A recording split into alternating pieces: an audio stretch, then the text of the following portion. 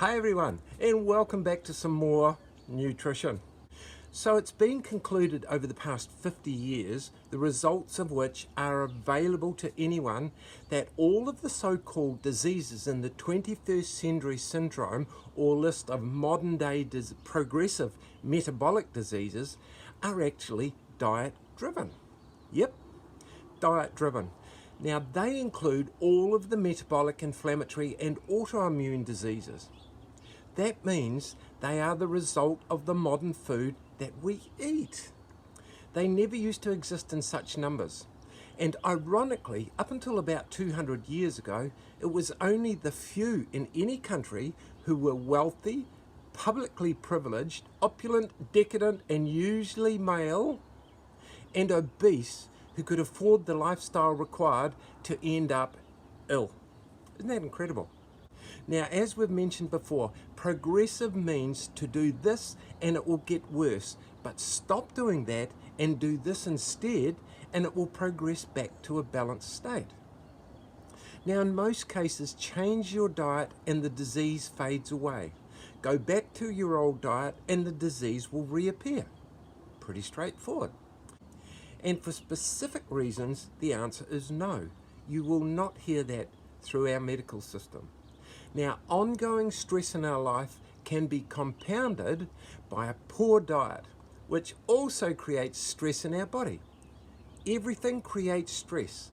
A little bit here and a little bit there all adds up to a big deal. And that triggers our ancient stress response every time. Now remember, 95% of all human illnesses are the result of an ongoing stress response at too high a level. Now that stress response means immediate fight or flight. The stress response will always fuel the body with more stored glucose coming from the glycogen we've talked about, because that is exactly what it's meant to do. And at the same time, it creates in us those yummy, sweety, sugary cravings that we experience to fuel that same stress response reaction, because it needs fuel or energy to make it work. And remember, we do know where to buy those yummy, delicious things that we crave.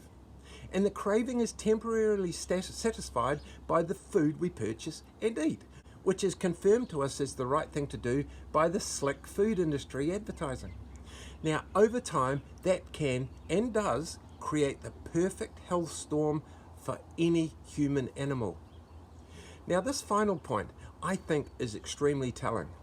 The food industry is the biggest moneymaker on the planet. At a USA National Food Convention, senior members were asked by the eminent scientist, Professor Robert Lustig, and you can look him up on YouTube. Anyway, he asked, knowing that processed food causes so much ill health, why do you still sell it? And the answer was, if the public doesn't buy it, we wouldn't produce it. And it's as simple as that. Filling a demand. So, in summary, the correct nutrition is crucial to be a healthy human.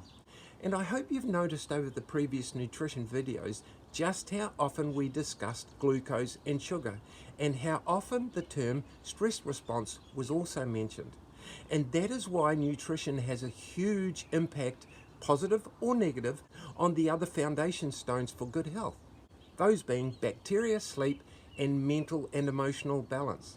And that's why they all must be considered at the same time for a recovery. Now, to me, that's great news, as it's something I can do for myself, just as you can do it for yourself. We all can do it for ourselves.